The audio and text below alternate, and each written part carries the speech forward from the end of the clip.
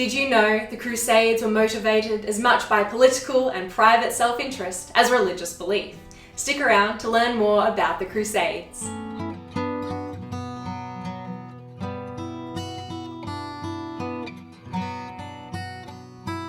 Hello and welcome to World History Encyclopedia. My name is Kelly, and in today's video we are going to take a look at the Crusades, what they were, how they started, and their consequences and effects. Don't forget the easiest way to support us is by giving this video a thumbs up and subscribing to our channel so you don't miss out on any new uploads. Before we get into the details of the major Crusades and why they happened, let's start with what the Crusades were. The Crusades were a number of military campaigns organised by the Pope and Western European Christians in order to take back land in the Near East, considered holy by the Christians, which had fallen under the control of Muslims.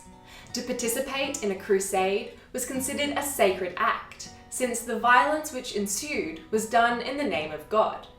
Nobles and peasants alike took up arms in order to protect Christian values, and the participants were promised salvation in the afterlife and wealth on earth in return. The Crusades were viewed more as a pilgrimage, and by participating, all the participants' sins would be wiped away. People joined the Crusades for a number of reasons, including the hope of remission of their sins, peer and family pressure, for the chance to gain material wealth, and maybe even lands or titles, the desire to travel to holy sites, to escape debt, or even just to have a decent living with meals included. There were a total of 8 official crusades between 1095 and 1270 CE, along with many unofficial ones. The catalyst for the Crusades can be traced back to the Battle of Manzikert in August 1071 CE, waged between the Christian Byzantine Empire and the Muslim Seljuk Turks, and resulted in the defeat of the Byzantines. When the Seljuk Turks captured Jerusalem from the Fatimids of Egypt, who were rival Muslims, the Byzantine Emperor Alexios I Komnenos sent an appeal to Pope Urban II to respond to this invasion of such an important holy site. Even prior to this battle, Arab armies had swept through and conquered around 2/3 of the Christian world, so that hadn't helped matters either. Different people participated in the Crusades for different reasons. The Pope wanted to become the head of the Christian Church and strengthen the papacy in Italy, whereas the Emperor was fueled by the desire to regain lost territory and defeat a threatening rival state. Merchants took part because they wanted to monopolize trade routes that were under Muslim control, whereas the knights were participating with the goal of defending Christianity and gaining material wealth and special favour in the next life. For the ordinary citizen, the idea of the Crusades was an appealing way to gain prestige and honour. They would gain exemptions from some taxes and may even be released from excommunication. As you might expect, we're going to start with the first and definitely the most successful of the Crusades. By August of 1096, the year before the First Crusade, over 60,000 men had taken the oath and sworn to become a crusader, in addition to around 6,000 knights who were involved in the first waves. Before the Crusaders arrived at Jerusalem, the Fatimid Egyptians had regained control over the city, and the Seljuk base was in Baghdad, which was not ideal for support or management throughout the war. The first wave didn't go quite as planned when what has been called the People's Crusade took place in the summer of 1096. Despite the Pope deliberately requesting knights to join, many other people who were definitely not knights caught the crusade bug. A major group known as the Peoples, made up of petty knights and the poor, were led by the preacher Peter the Hermit. However, they were ill prepared. Meanwhile, an equally humble second group was marching down the Rhine, and when both groups arrived in Constantinople early in the summer of 1096, they never moved on to Jerusalem, but were shipped off to Asia Minor by the Byzantine Emperor Alexios Komnenos, and promptly ambushed and wiped out by the Seljuk army. Not the ideal start to the Crusades.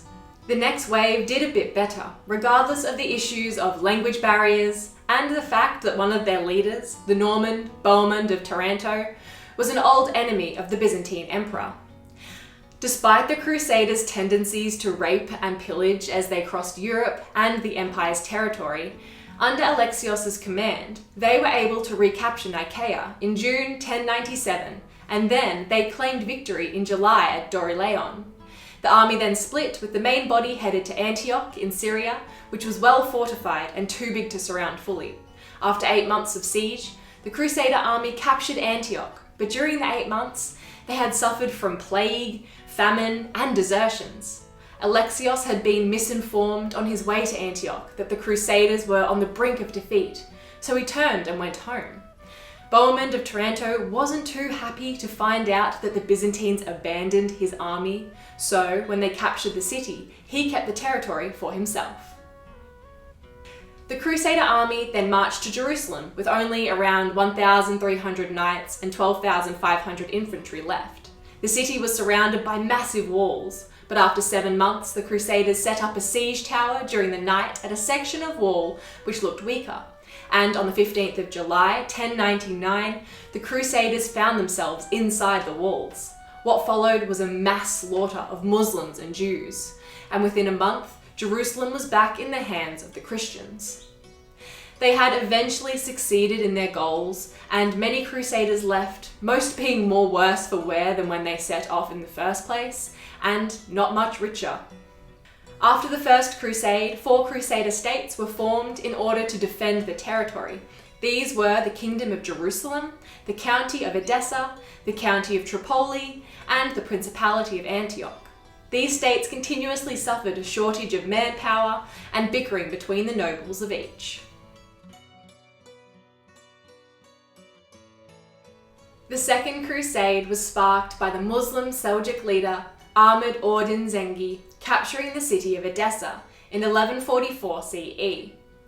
Although this Second Crusade was led by the King of France, Louis VII, and the German King Conrad III, they were not successful. The Crusaders were defeated twice, once in 1147 and again in 1148, and when they tried to end it honourably by sieging Damascus, they failed miserably. By 1159, the County of Edessa ceased to exist. You could pretty much call the Second Crusade an epic fail. The Third Crusade is known as the King's Crusade, since the King of Germany and the Holy Roman Empire, Frederick I Barbarossa, King Philip II of France, and King Richard I, the Lionheart of England, were in command. After the Muslim leader, Al-Nasir Saladin Yusuf bin Ayyub, better known as Saladin, who was the Sultan of Egypt and Syria, defeated the Latin East Army, which was made up of the 4 Crusader states, in the Battle of Hattin in 1187 CE. He then immediately took Jerusalem, which meant, of course, that the Crusaders had to get it back. It probably started worse than the First Crusade, since Frederick didn't even reach the Holy Land because he drowned in a river on his way. By the time they finally reached Jerusalem, they felt they would be unsuccessful in taking the city, and even if they did, Saladin's army would probably just take it right back. So, they resolved this crusade with a treaty that allowed Christian pilgrims to travel to Jerusalem safely, and they got a strip of land around Acre, which was another city close to Jerusalem. The desire to expand this foothold was the inspiration for many of the future crusades. The Fourth Crusade was the beginning of the end for the Byzantine Empire, with Constantinople, their capital city and the greatest Christian city in the world, as the new target. Between 1202 and 1204, Constantinople was sacked by Venice and its allies, and all of its relics and riches were taken to Venice. The Fifth Crusade saw a change in tactic, with the Western powers focusing on attacking the enemies in Egypt before the Muslims in Jerusalem.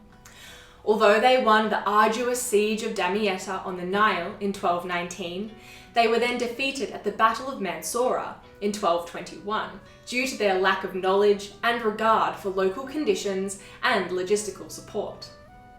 Number 6 was less about fighting than about clever negotiation, with the Holy Roman Emperor Frederick II striking a deal with Al-Kamil, the Sultan of Egypt and Syria, between 1228 and 1229, to hand Jerusalem over to Christian control, but allowing Muslim pilgrims to enter the city freely.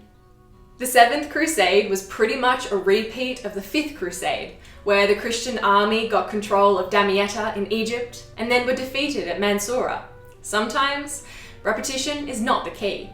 The eighth and final official crusade saw King Louis IX of France attack North Africa, but when he died of dysentery whilst attacking Tunis in 1270, the crusade died along with him.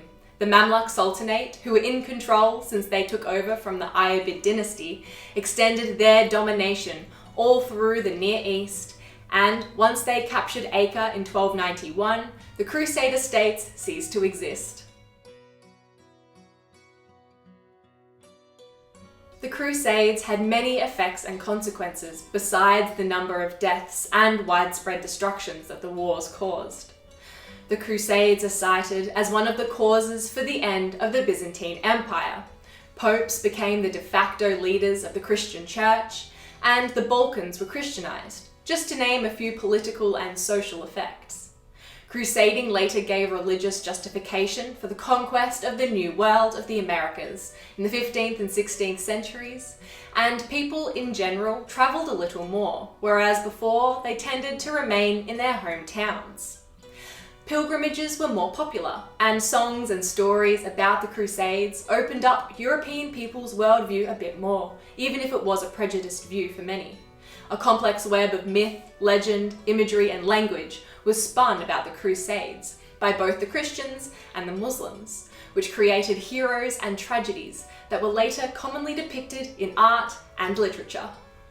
Do you think modern wars are waged in the name of one thing, but they are really about something else? Let us know what you think in the comments below. If you enjoyed this video, make sure to leave it a thumbs up and subscribe to our channel so you don't miss out on any new uploads. This video was brought to you by World History Encyclopedia. For more great articles and interactive content, head to our website via the link below. World History Encyclopedia is a non-profit organisation, so if you'd like to support our work, you can hit the link to our Patreon in the top corner of the screen, or you can find it down in the description below. Thank you so much for watching, and we'll see you soon with another video.